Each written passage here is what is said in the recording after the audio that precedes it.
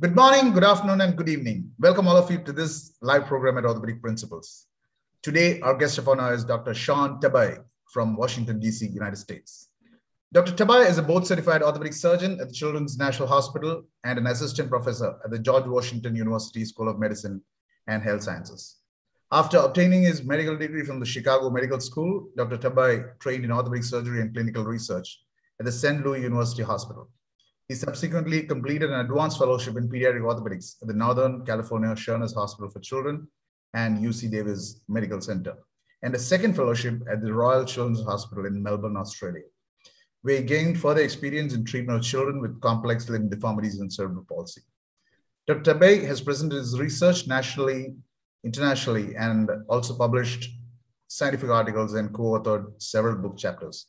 He's a member of the Pediatric Orthopedic Society of North America, the POSNA, the Limb Reconstruction Society, and the American Orthopedic Association Emerging Leaders Program.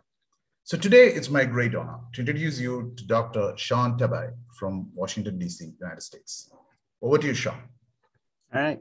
Well, thank you so much for that introduction. It's an honor to be presenting to you guys today. So today, I thought it would be good to discuss Blount's disease, and also known as tibia vera. So I just have some disclosures, but nothing associated with this talk. So a background of tibia vera or Blount's disease. In 1937, Blount described progressive tibial varus deformity observed in otherwise healthy children and adolescents. So he called this condition osteochondrosis, but later it was referred to Blount disease as named after himself. There's two distinct clinical and radiographic forms that are really important to understand. Those are infantile and adolescent Blounts. And then there's a third that's described, which is juvenile Blount, and that was described by Dr. Thompson. All three designations are really based on the age and the severity of onset. The etiology of Blount's is truly unknown, and why it happens is unresolved, but we do know it can lead to progressive varus deformity, and it can lead to other issues such as limb length inequalities, disruption of the articular surface, and unfortunately early osteoarthritis of the knee. So further background, just looking at the two main types, the infantile, which is depicted on the left side of the screen, and the late onset, often adolescents, but also juvenile on the right side of the screen. So here's some clinical pictures of Blount's disease. First, in a child who's much younger. This is in a older child around the age of 7, 8. And then here you see it in the adolescent. And as you can see, clinically, children look a little different as they progress through age. So the etiology of Blount's can definitely change and is different based on the age of presentation. And then we'll get into that a little bit later. So for infantile Blount's, this is characterized by a varus deformity in the proximal tibia in an otherwise healthy child. You see this between the ages of 2 to 5. You can see tibia vera earlier than that when children start standing as early as 9 to 10 months. And then when they start walking, usually around 1, but often that could just be physiologic bowing or tibia vera and not truly infantile Blount's. Boys are oftenly affected more than girls. 50% of the cases are bilateral, but not necessarily symmetric. So one side can be more involved than the other. And then lastly, Langenskold noted that there could be spontaneous correction of true infantile Blount's that can occur. The etiology in the infantile situation is due to deceleration of the growth plate, which occurs at the posterior medial proximal tibial physis. This etiology is what leads to the deformity we see. the deformity is not just in the varus plane, but it's a 3-plane deformity, and it results in a varus, flexion, and internal rotation deformity. Additionally, you'll get medial and posterior sloping of the proximal tibial epiphysis. So why does this happen? What predisposes these kids to developing this pathologic tibia vera at such a young age? Well, really no one knows for sure, but things that have been linked can be early walking due to increased mechanical forces at a young age. Large stature or obesity can be factors. However, those obesity is much more of a component in adolescence Blount's, but still that can lead to this development.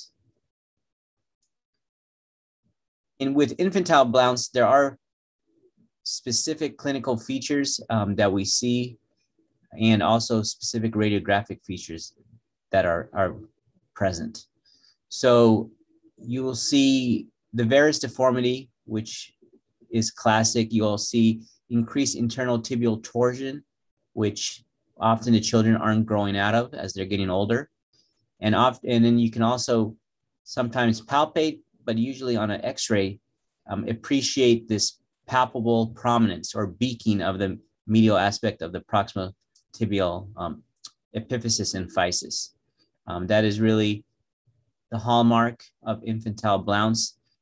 Again, it could be unilateral, but often also seen bilaterally, symmetric or asymmetric. And if it is unilateral in a young age, then you will most likely appreciate a limb length inequality due to the deformity that's present. Here is a picture depicting the Langenskjold classification scheme that is used for infantile Blount's. This is a 1 through 6 classification scheme that is used based on the radiographic findings and really looking at the proximal tibial beaking that you see with Blount's. And some key components here are understanding that at specific stages within this progression, you can have spontaneous restoration of the deformity. So it can get better on its own. And that's one of the hallmarks of what Langenskjold presented to us. So with infantile Blount's or with any child that has tibia vera, it could be rash to just jump and with the diagnosis of Blount's disease. It's really important to understand what else could be happening, like with any other orthopedic condition. So the differential that we look at is one, most commonly physiologic bowing. Often children that come in to the clinic office at such a young age have just normal physiologic bowing that improves on its own. I would say, at least in my clinics, 90% are just physiologic. You can also have dysplasias or abnormal bone development, as we all know. So one is focal fibrocartilaginous dysplasia.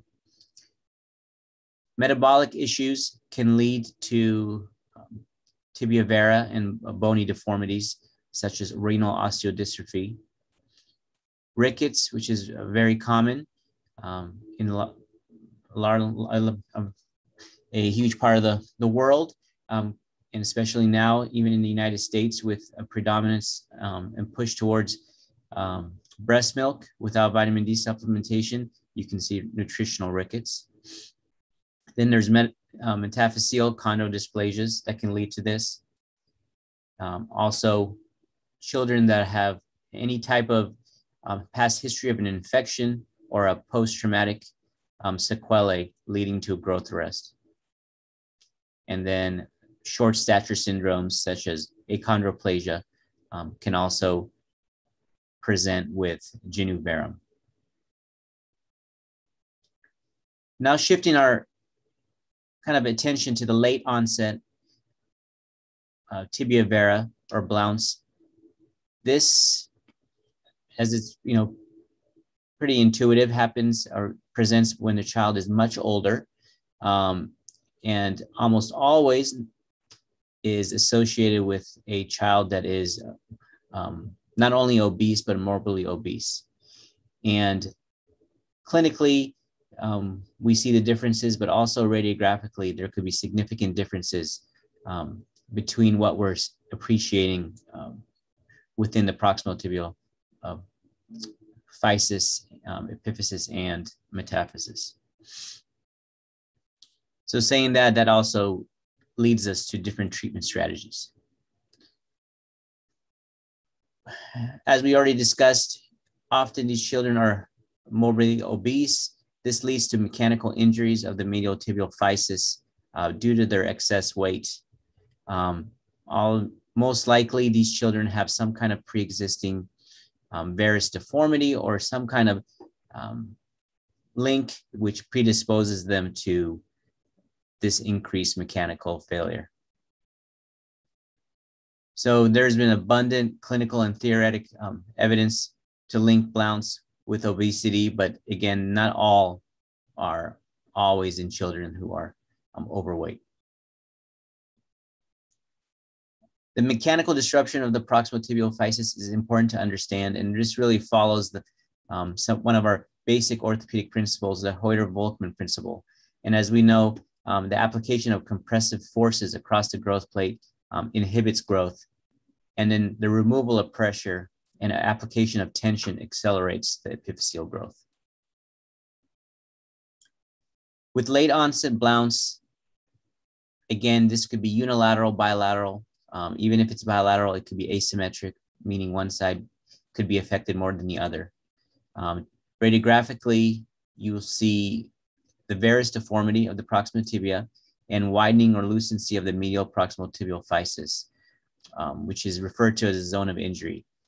You'll also see clear space gapping between the distal femur and proximal tibia due to laxity of the soft tissues.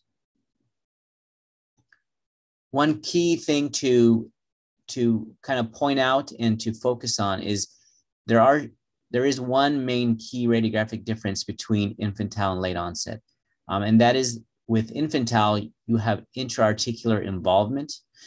We talked about the metaphyseal beaking and Langenskold classification score kind of shows that articular surface involvement. In late onset or true adolescent Blount, the articular surface or the interarticular involvement is not there, and that area is preserved. So that's one key way to decipher, and that's one key way I describe to the residents how to kind of easily point out which one is which. So here, one key component for these children is to understand their observational gait pattern. And this video kind of depicts the characteristic gait that you see in a child with Blount's disease. And just going through it, you see that classic on the left side, his varus thrust that he's presenting to us.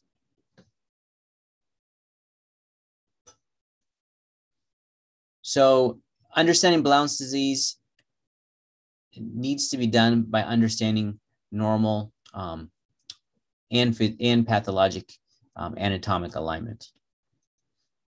So normal limb alignment, it refers to the collinearity of the hip, knee, and ankle as depicted on that cartoon on the right.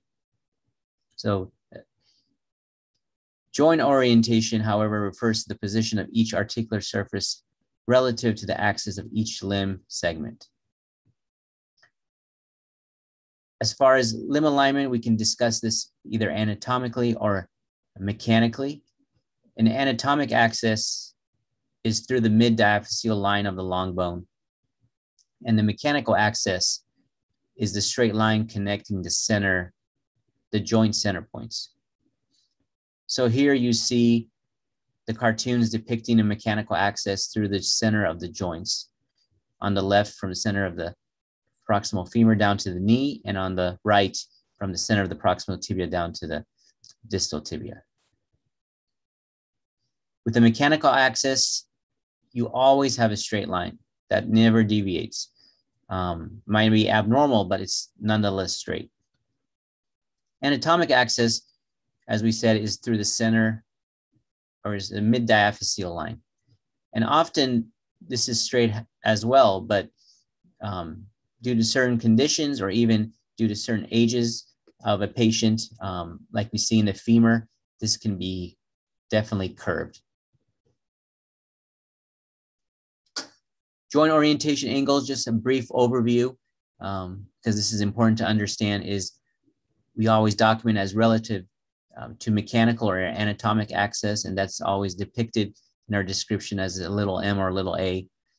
Then we need to designate if we're dealing with the medial lateral, anterior, posterior aspects of the bone.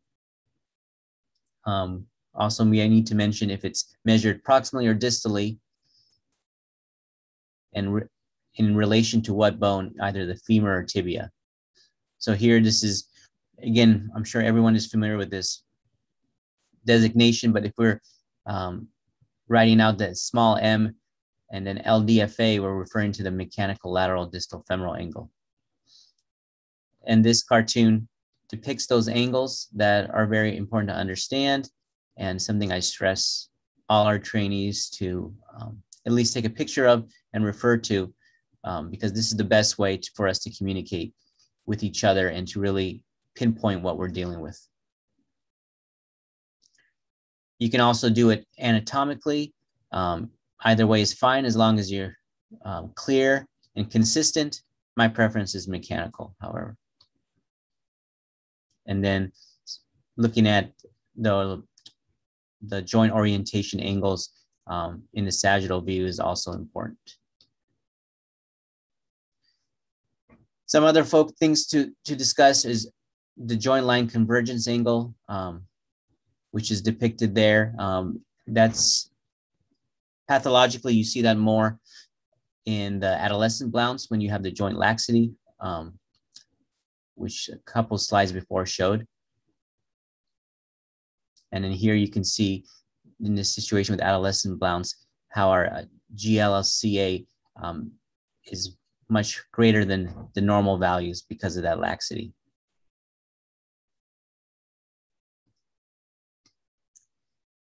As a quick shorthand, understanding mechanical axis deviations is important. You see the patient on the left with severe genu valgum, and then the one on the right with left-sided significant genu varum. And then their representative x-rays shown in the center. And you can see that just drawing a quick line from the center of the femoral head down to the center of the ankle can give you a good representation of their pathologic mechanical axis deviation, because ideally you would like this to go through the center of the knee.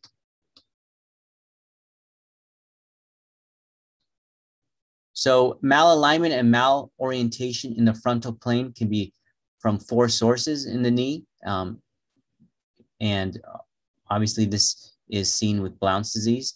It could be from femoral deformity, tibial deformity, joint laxity, and condylar deficiency.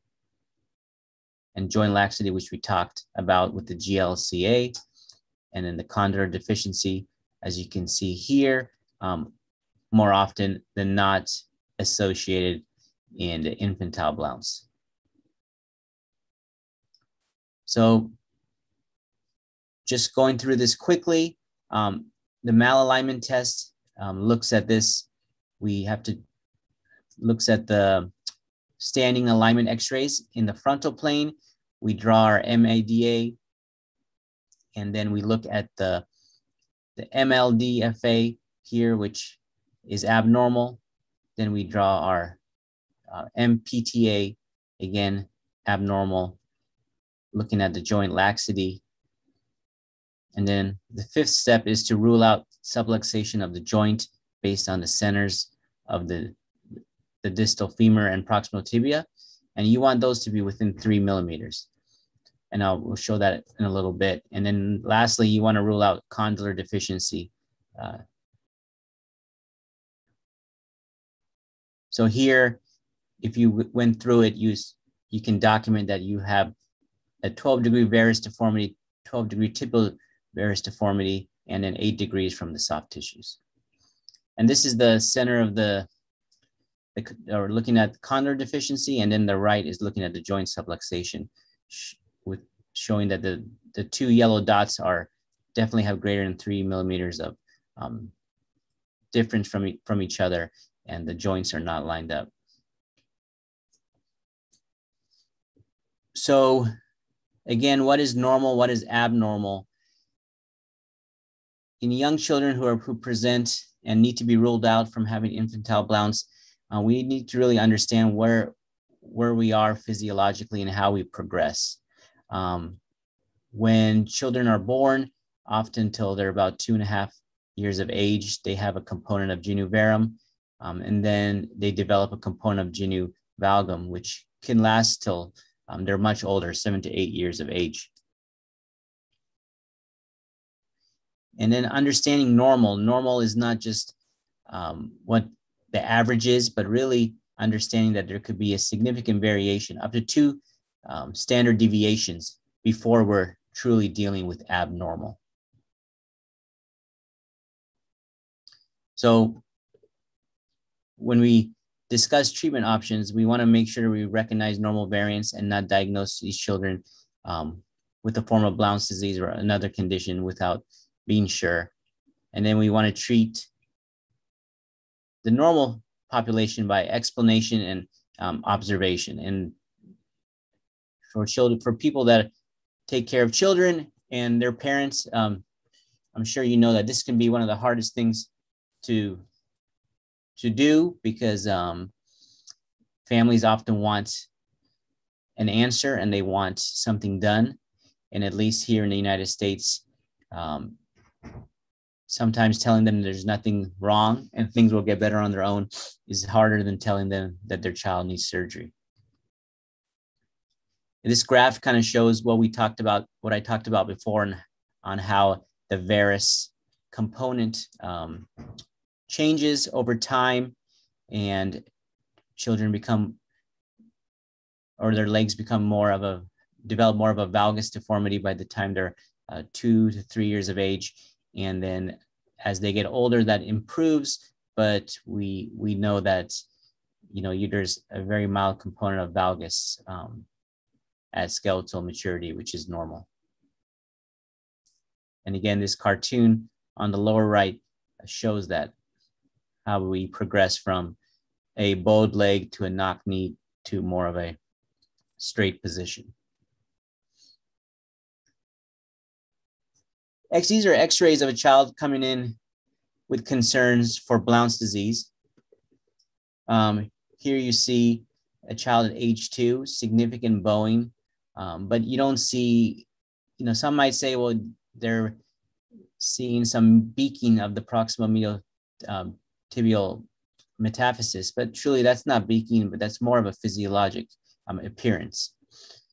And then that's the same child at 4 years of age, and you can see how things have normalized, and that that child definitely did not have a component of abnormal physeal growth or Blount's. So if not normal, then what do we do to diagnose the abnormality? And then how do we treat? So it's important to know why a child at an early age is developing abnormal genu varum. We talked about other causes, such as metabolic issues, such as nutritional issues. And in certain situations, medications are needed or supplementation is needed.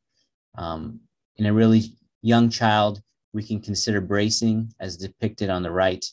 And then finally, when we reach the point where those other options are not efficient or appropriate, then surgery is the next key.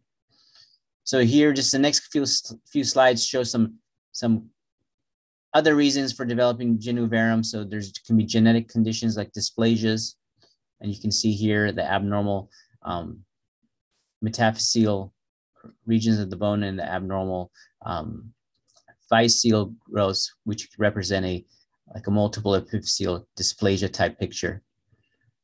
There also could be rickets, which most likely just nutritional rickets, which is affecting the growth plates at multiple bones, and that will definitely improve with supplementation or improvement of the nutrition. Again, if it's multiple joints involved, then we have to think of the underlying situation and what we're dealing with. For Blount's, so going back just to Blount's disease, at a young age, classically, we've been taught that under the age of 3, we can treat with bracing. And then over 3, we do skeletal reconstruction. In the last, 15 years, things have evolved. Bracing is still something that's in our toolbox, but I would say the one area that has evolved is the use of guided growth or hemiepiphyseodesis for the treatment of tibia vera, even at a very young age. And then as far as acute correction, we can always consider that with internal fixation. And then lastly, in an older child with a more involved deformity that's really truly involved in 3 planes, external fixation might be the best option. So here you see a child who was treated for tibia vera, not one of my patients, but pictures that I received from others, and they were treated in a knee, ankle, foot orthosis. And for this, and is there a chance that this would have gotten better on its own? Most likely, but often families want some kind of treatment modality. So this brace was offered to the kids. So it's as expected. It's intuitive that no child wants to wear these braces, and compliance is probably low, and patient satisfaction is also probably low. And when you take them off, they're super happy, and we really don't know truly how much of correction we're getting from the brace. But saying that, I still, in a severe situation for a child that's really young, I definitely still try it, because I don't think it's going to hurt them in any way, and it's at least worth a try. As far as guided growth, I think this is a great tool that we have. It prevents the need for big surgeries that have many risks, but you need to know when to use it and what the true indications should be. So when you're considering guided growth for Blount's, I would say a less than 15-degree deformity, and obviously children who have skeletal growth remaining. When you have a significant amount of limb length discrepancy, then guided growth might not be the best option either, because a more invasive treatment such as an osteotomy and external fixation will allow you to dial in and improve that limb length discrepancy as well. As far as in a surgical route, you can fix things acutely with internal fixation, or you can use gradual correction with external fixation. This dichotomy is seen probably best within Blount's disease, and it really depends on the complexity of the deformity, the structures at risk, and the location. So we talked about it earlier. Blount's is not purely a varus deformity. It's also involves internal rotation and flexion. So this is a 3-plane deformity. If a 3-plane deformity is much harder to treat acutely. There are, numerous different descriptions of more of a 3-plane osteotomy, like a dome osteotomy or a Rabb osteotomy, based or described by George Rabb to help fix a deformity in 3 planes. But those are much more complex and most likely need appropriate level of training and experience in those specific procedures. So when you have a 3-plane deformity, it's much easier to dial in gradually with an external fixator device. Also, If you have a significant deformity, you're going to have resultant deformity to the neurovascular structures. So an acute correction might not be the best option and can lead to catastrophic complications. And then lastly, the location. Certain locations might be hard to accommodate for internal fixation. So these are just kind of the things we talked about. Also, if a deformity is due to post-traumatic situation or another reason why a child has skin compromise that might not make it amenable to internal fixation, then that's another reason to consider gradual fixation or gradual correction with an external device. And then again, location due to soft tissues or where the actual deformity is. Acute, again, it's very intuitive. The benefits, there's faster, it's easier. There's immediate gratification. You don't have to deal with an external fixator and the comorbidities or the morbidities that can come along with that. But, you know, doesn't come with its own risks and issues. One, you can have a significant amount of neurovascular complications. Study by Feldman et al. In 2003 showed that you could be up to an 18% complication rate with neurovascular issues. I mean, that is pretty high. That's one in five. Perineal nerve palsy has been shown to be also up to 15%. And then lastly, compartment syndrome, which is probably one of the most devastating complications you can have, and one of the more common ones with correction and Blount's disease can be very high with an acute correction. So very important things to consider. So even though you can get something done acutely and not have to deal with the issues of a frame, you can also run into much more worse issues by trying to just get your immediate gratification. And just to touch on it, acute internal fixation, really the fixation method is different based on the age of the child. In a really young child, often K-wire fixation is sufficient, but as you get older and the child is much bigger and larger, then you're going to need much more robust fixation. So gradual correction with an external fixator device, which is for myself, my preference. I think it's also due to the fact that, you know, I enjoy frames and I think frames are just like other procedures. You know, if you have the experience in them, then you can lean towards them. But they have shown to definitely reduce complications in what's listed there. Less perineal nerve palsies, less risk of compartment syndrome. You can dial in your frame to correct any residual deformity that you see happening or that you didn't account for initially. Limb length inequality is easily addressed with the frame, which is great.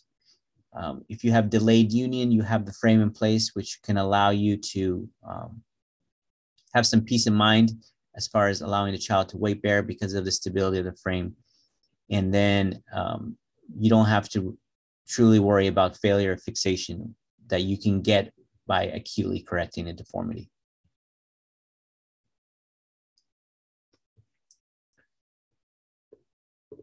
So when you're doing gradual correction, it's important to understand, you know, some basics to understand what you're looking for. When you're fixing something acutely, it's truly, you have to try to fix your correction precisely. And people have different methods to do that, but it can often lead to issues, and no one is, you know, super precise. Even the best in the world can make issues if they're fixing something acutely. But with a gradual correction in the OR, you don't have to obviously focus on that, and you can focus your attention on the osteotomy and the frame placement, and then post-operatively use your x-rays ideally full-length x-rays to help correct your deformity, and you can really kind of deal with anything that comes your way and dial in your frame to fix any residual issues that you encounter. So this is just some studies highlighting the accuracy of correction of tibia vera acutely versus gradually. The study did not necessarily mention why they chose certain children to get an acute correction versus a gradual correction. But here you see that with a gradual correction, they were much more accurate in the treatment of tibia vera than with an acute correction.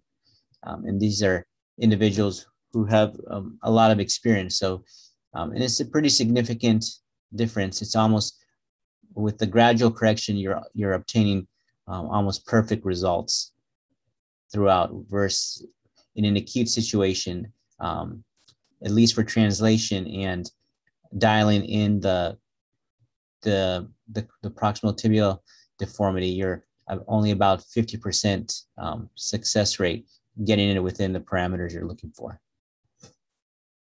And then finally, correcting the limb length discrepancy, they're 100% with the gradual correction. I think that's one of the huge positives of that form of treatment. As far as the type of fixation you would like to use when you're doing gradual correction, there has been a significant amount of literature describing a monolateral fixator. Personally, I don't have much experience with the monolateral fixator, but I know that's accessible in many parts of the world, and so definitely can be used and with much success and accuracy. But there's also, on the left, as depicted, this circular hexapod device, which really has become the gold standard for these corrections, and when used properly, can make the surgeon's life very easy. So there is the advantages of using a circular fixator is that you get multiplanar correction, you get rotation, angulation, translation. It's stable. It allows you to make this child weight bearing, and is definitely versatile. There's disadvantage to everything, including circular fixation. It's complicated, and truly that just means that you need some experience doing them. But with that experience, I think you can become pretty facile at them. They are bulky, so that's important to discuss with patients so they understand what they're dealing with. You don't want them to wake up with a large circular device on their leg, so it's important to understand for them. And then it could be time consuming based on your experience level for the surgeon during the surgery, but it's also the post-operative period. Taking care of a child with a frame means that you're correcting it gradually, so you have to follow them up very closely to ensure things are going well. And for the patient, they're going to have this external fixator device on their leg for a significant amount of time. So it's so important for them to acknowledge that and for their families to be aware.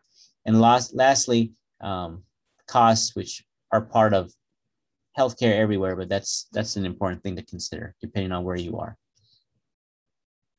So does circular hexapod fixation work? Again, there's a lot of studies looking at that, and all these studies, for the most part, show that correction with a six-axis device, such as a Taylor spatial frame, has great success and great accuracy.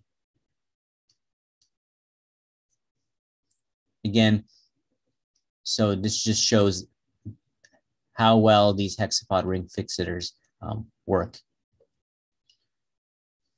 So I know we just went through a lot talking about Blount's disease. I think for myself, the goal for everyone is to truly understand that Blount's disease is, in a way, bimodal, infantile or adolescence, that there's a good proportion of children that are really young with tibia vera have physiologic bowing and not Blount's disease. Infantile Blount's can resolve on its own, but not always. And radiographically understanding, the intra-articular involvement with a infantile Blount's versus the preservation of the articular surface in a adolescent Blount's. And obviously the treatment, there's many ways to treat these kids. It's important to understand those treatment options and utilize them in the best way and most appropriate way. And sometimes less surgery is better. That's why guided growth, I think, is a huge benefit to us all in treatment of this. And I think will make it much easier for us to address these issues in the future. So let's just look at some cases. So here, this is, as we showed before, a 2-year-old who comes in with a tibia vera. And here's the represented x-rays.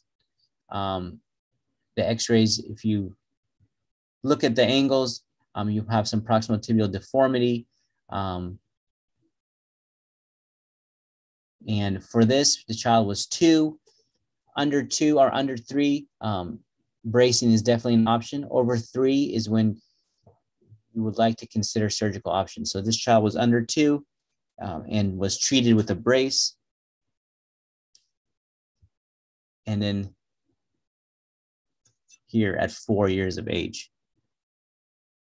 So,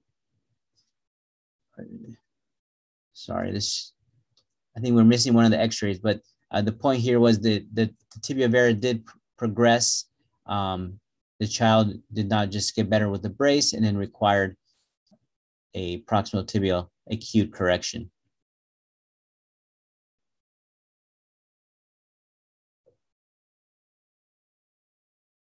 So here, just focusing on a little one who's approximately 2 years of age with genu varum. One test to do in the clinic setting is the cover-up test to cover the lower leg and just focus on the knee and the proximal tibia to see if there's any deformity there. If there's a negative cover-up test that can point you towards the deformity being primarily within the tibia due to tibial torsion and not the proximal tibia itself. Here is the representative x-rays showing the proximal tibia beaking, at least on the right side. And in this situation, guided growth was utilized to help improve that genu varum.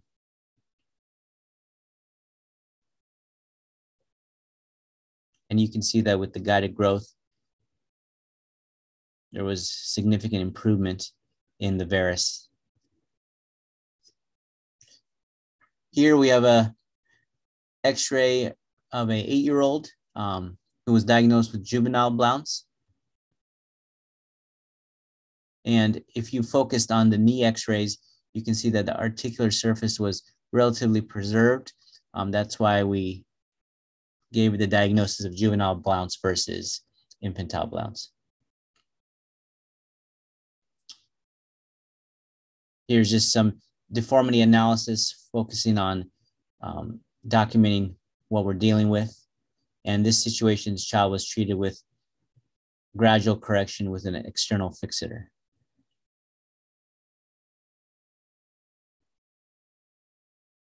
These are just some more examples of juvenile Blount's. And in this situation, this child was treated with an acute correction. And you can see from the left to the right, the MAD, how it was much improved and much more through the center of the knee. Here's just some more examples. When you're doing these surgeries, the child goes to sleep with a crooked leg, and just each time they wake up straight. So these are just different options. So either they go to sleep with the crooked leg and they wake up straight, so that's an acute correction. they go to sleep with the crooked leg, and they wake up still with a crooked leg. So that's the gradual correction. And they go to sleep with the crooked leg and wake up with the crooked leg. And that's with also, you wake up with gradual correction with external fixator device. These are just some examples showing that. Here I'm documenting the deformities. And this is just an acute correction in this situation. So you go to sleep with a crooked leg, but it grows straight over time.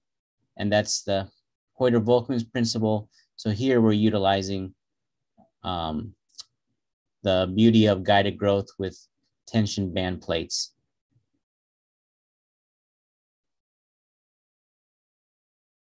And this is in Blount's, this is just Genuvarum, but this is just showing that the same techniques can be used for any deformity correction.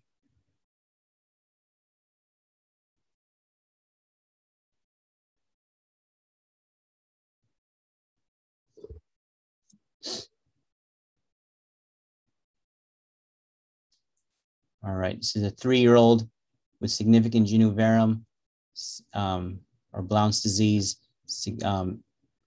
obvious metaphyseal beaking bilaterally, abnormal mechanical angles. And again, in this situation, guided growth was utilized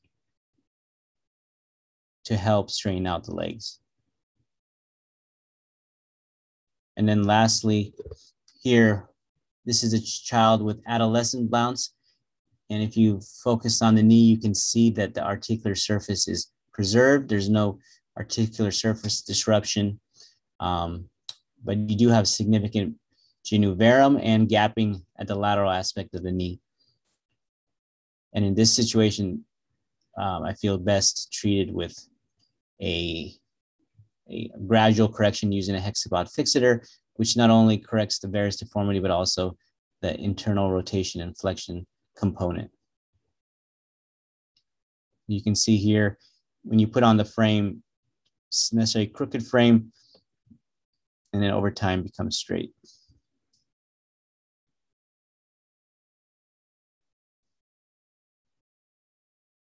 And just some more representative images of severe adolescent Blount's and the deviation of the normal mechanical axis.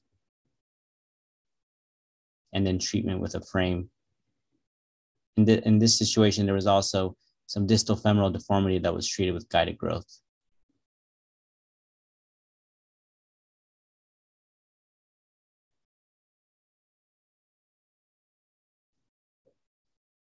So a lot of examples to go through, but now I'll go through these a little slightly quicker as we were running out of time. Oops.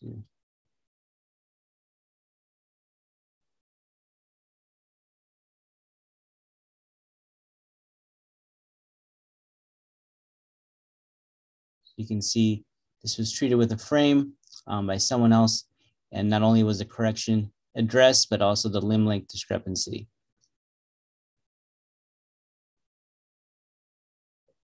So you can see, just going back,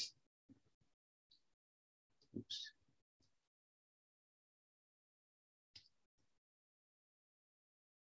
The power of the gradual correction on fixing a 3-plane deformity and truly improving someone's function.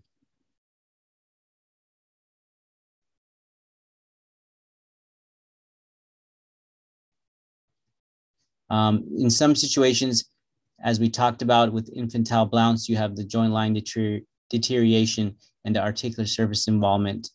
So it's needed to improve the joint articulation and the joint surface.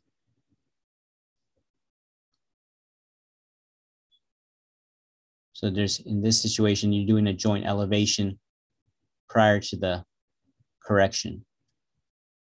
often the joint is elevated, allow that to heal, and then you can do either a concomitant or a delayed gradual correction.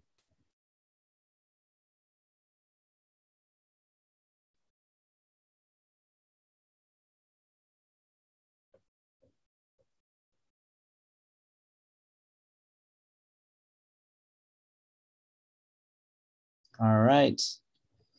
So a lot of information within an hour. Please, if there's any questions, reach out. And again, thank you so much for this opportunity.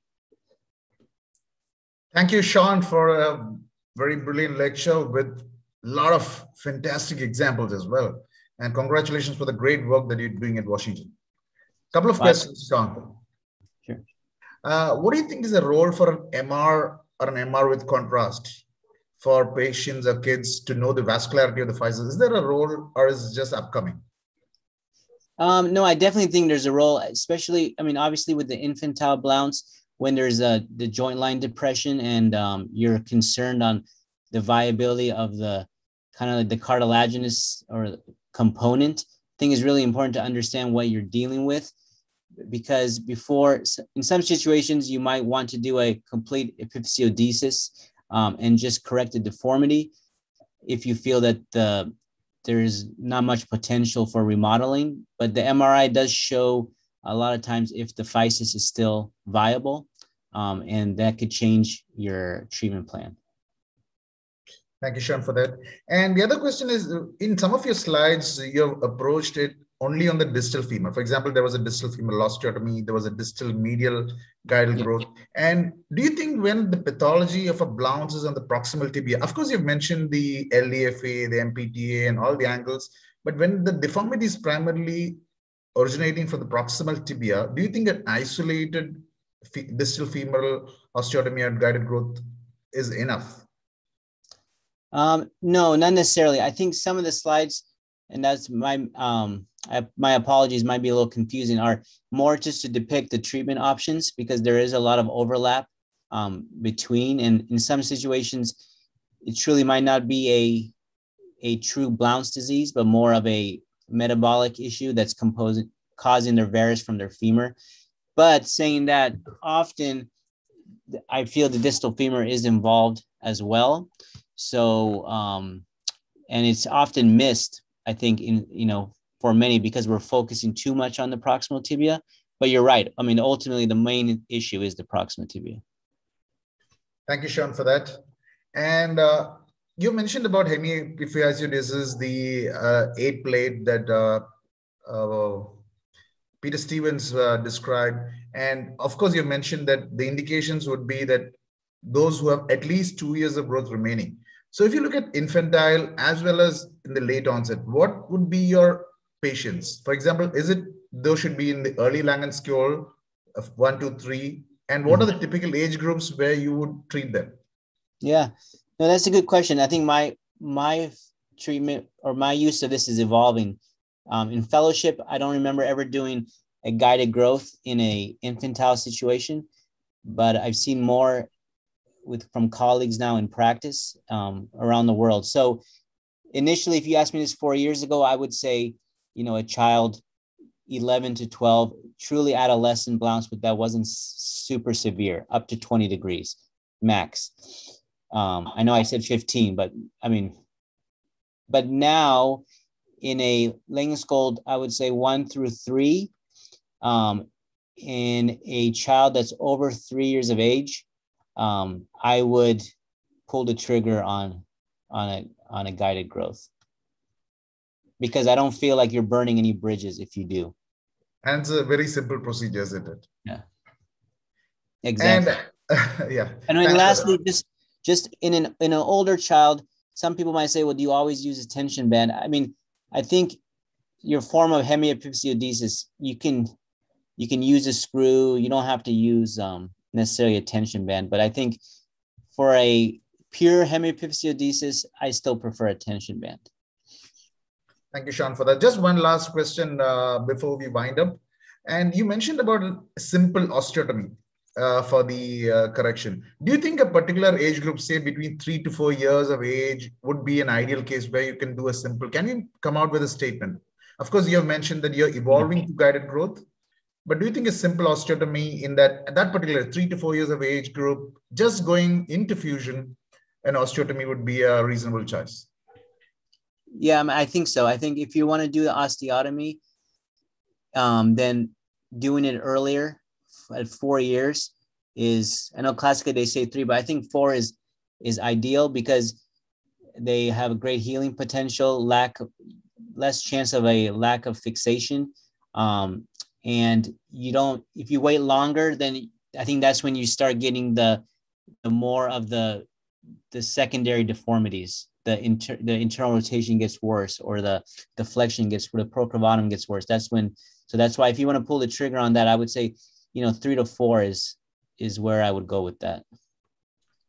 Thank you, Sean, for that. And that's all the questions that we have for this session. Sean, fantastic lecture, excellent case examples. And I'm sure this lecture is going to benefit a lot of people all over the world. Thank you so much for joining in, Sean. Well, thank you. Thank you again for